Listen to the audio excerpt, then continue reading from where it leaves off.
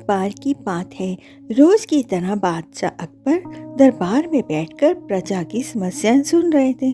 सभी लोग अपनी अपनी समस्याएं लेकर बादशाह के सामने हाजिर हो रहे थे और तभी राघव और केशव नाम के दो पड़ोसी अपनी समस्या लेकर दरबार में आए। इन दोनों की समस्या की जड़ था इन दोनों घरों के बीच मौजूद आम का पेड़। मामला आम के पेड़ का मालिकाना हक को लेकर था। राघव कह रहा था कि पेड़ उसका है और केशव झूठ बोल रहा है। वही केशव का कहना था कि पेड़ का असली मालिक है और राघव झूठा है। पेड़ एक और मालिक दो का मामला उलझा हुआ था और दोनों में से कोई भी हार मानने को तैयार नहीं था।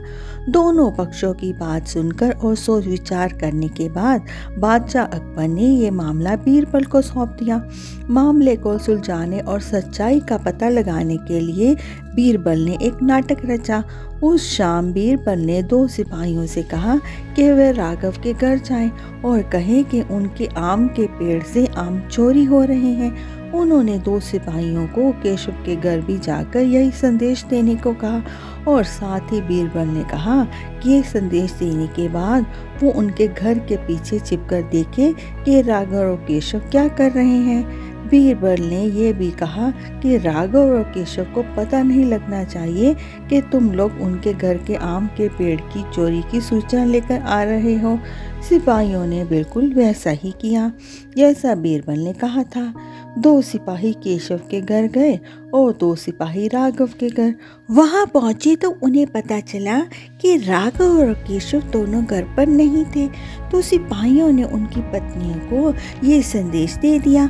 अब जब केशव घर पहुंचा तो उसकी पत्नी ने उसे आम की चोरी की सूचना दी।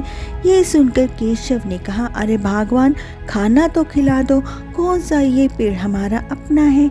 चोरी हो रही है तो होने दो, सुबह देखेंगे। ये कहकर वह आराम से खाना खाने लगा। वहीं राघव जब घर आया तो उसकी पत्नी ने ये बात उसे बताई तो वह उल्टे पैर पेड़ की तरफ दौड़ पड़ा। उसकी पत्नी ने पीछे से आवाज लगाई, अरे खाना तो खा लो। जिस पर राघव ने कहा, खाना तो सुबह भी खाया जा सकता है, लेकिन अगर आम चोरी हो गए तो मेरे पूरे साल की मेहनत पर पानी फिर जाएगा। सिपाहियों ने छिपकर ये सारा मामला देखा और सुबह दरबार जाकर बीरबल को बताया। अगले दिन दोनों दरबार में हाजिर हुए। बीरबल ने अकबर से कहा, जहाँपनाह, सारी समस्या की जड़ ये पेड़ ही है। क्यों ना हम पेड़ को ही कटवा दें, ना रहेगा बांस और ना बजेगी बांसुरी।